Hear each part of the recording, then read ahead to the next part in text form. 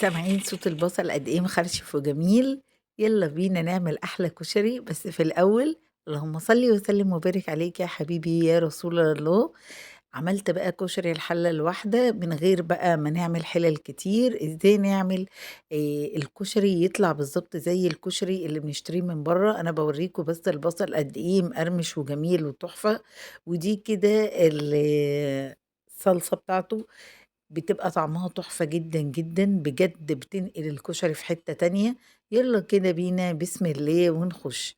أنا عايرت يا جماعة عشان هاعمل كلّه في حلة. معايا كوباية من الرز وكوبايتين من المكرونة سباكيتي على عُقَل، وكوباية من الشعرية، وكوباية كمان من العدس بجبة.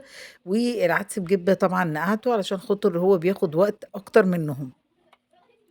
المَيّة فيها ملح وكمون ونقع بلح الشام عشان أعمل فيه.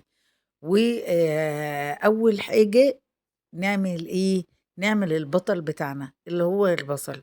بعد ما حطيت عليه كده معلقة دقيق، يعني بس تبقى ممسوحة، يعني ما تهريهوش دقيق عشان ما يبُص منِّك. الحلة اللي ورا دي زي ما قُلت لكم فيها ملح وفيها كمون علشان كنت ناقعة بلح الشام قبلها بساعتين، ودلوقتي حطيته في الحلة اللي فيها ملح وكمون. البصل زي ما أنتم شايفين كده حطيت عليه دقيق وبعد كده مسحته. يعني حطيته كده في صفاية ومسحته عشان ينزّل كل الدقيق الزيادة اللي فيه، علشان خاطر ما يبوظليش الزيت بتاعي. حطي كوباية حلوة كده من الزيت، لإن الزيت ده البطل بتاعي اللي هنكمّل بيه الكشري كلّه. زي ما أنتم شايفين باحط البصل على النار علشان خاطر يدّيني الcrispy بتاعه. خدت شوية من زيت البصل وحطيتهم في الحلة بتاعتي وحطيت عليهم الشعرية. ده كده البصل بعد ما طلع باوريه لكم إزاي بيقرمش وجميل. وبعد كده قلّبت كده الزيت مع الشعرية عشان نحمّر الشعرية بالضبط زي كإننا بنعمل رُز بالشعرية. بعد ما اللون بتاعها يبقى دهبي كده وجميل، انزلي عليها على طول بالرُز. أهم حاجة إنِّك ما تغمّقيش لون الشعرية عشان الكشري يضبط معاكِ ما تبقاش لونه غامق. خلاص كده، قلّبت الرز طبعًا بعد ما شطفته وصفّيته. باعمل إيه دلوقتي، باحُط العدس، والعدس الوحيد اللي أنا نقعته، بعد كده صفّيته من المَيّة ونزّلته.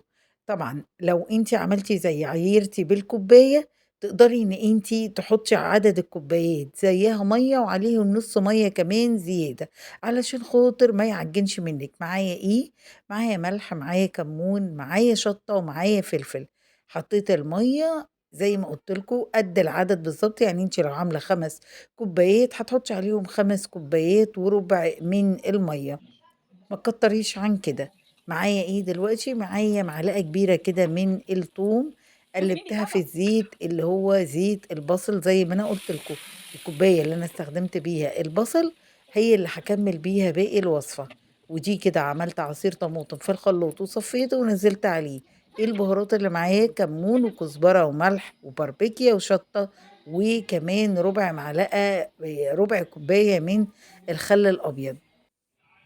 ودي كده النتيجة بعد ما الرز استوى والكشري استوى. حطيت كله على بعضه ما شاء الله اللهم بارك. حاجة كده تحفة وسهلة، ما خدتش مني أي وقت ولا أي مجهود. كشري الحلة الواحدة ده جميل وتحفة. بجد بتمنى وصفتي النهاردة تكون عجبتكم، وما تنسونيش لايك وشير وسبسكرايب، واشوفكم إن شاء الله على خير في فيديو جديد. مع السلامة.